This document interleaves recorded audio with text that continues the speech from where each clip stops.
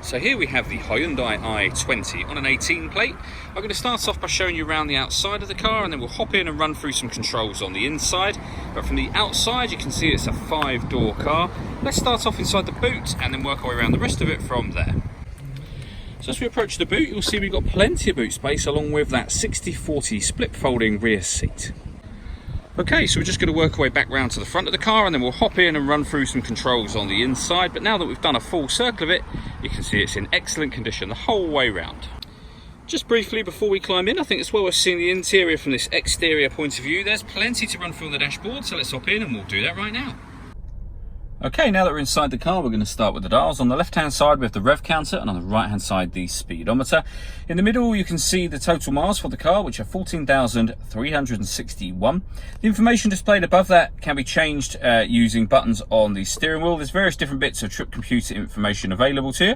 Above that, we've got a digital readout for the speedometer, as well as the fuel gauge and coolant temperature gauges.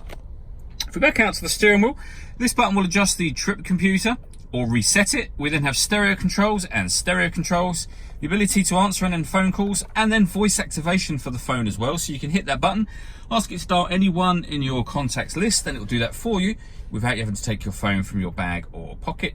That is, of course, once you've paired the phone up, and that is done over in the center. Turn the stereo on first of all.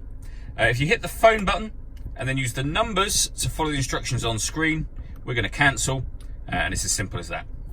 When it comes to the radio, we have AM, FM and DAB, as you can see. To listen to your own music, hit that button. Nothing is connected or inserted at the moment. We've got a CD player, auxiliary input and USB input as well. Then the main volume for the stereo is just there.